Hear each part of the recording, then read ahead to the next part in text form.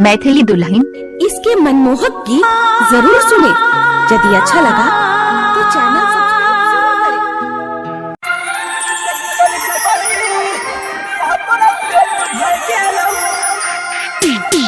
यार से बढ़कर चाहा था तुझको और तुमने ही दिल को चखना चूर किया।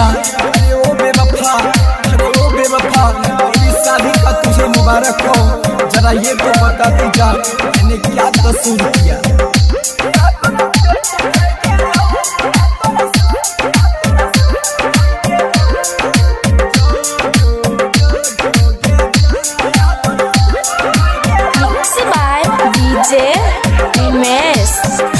जान तू बदल जइबही, छोड़ के अब चल जइबही।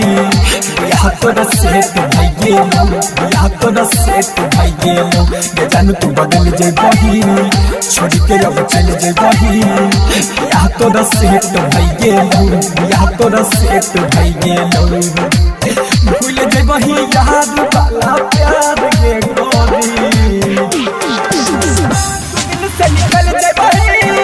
बियाह घर चल जइबही, बियाह तोरा से तू भइगे लो, बियाह तोरा से तू भइगे लो। डीजे सत्यम दिल की धड़कन। मैथिली दुल्हन आ गया, मिथिलांचल में छा गया। Music by DJ Umesh, Sukhipur बाजार।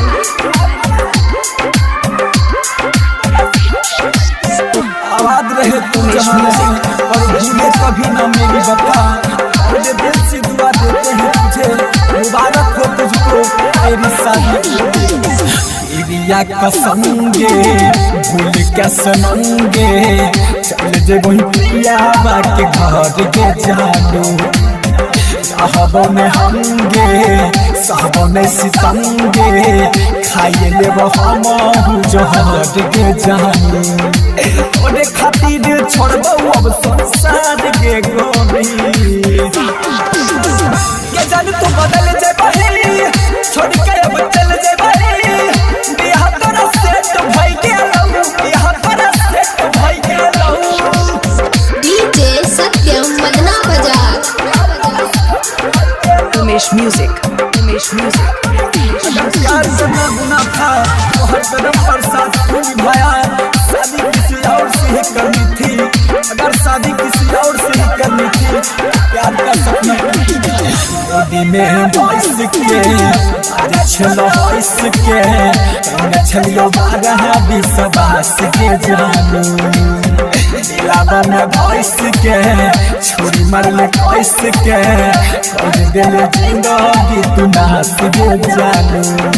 लाल सभी के पहले बेकार के गोरी।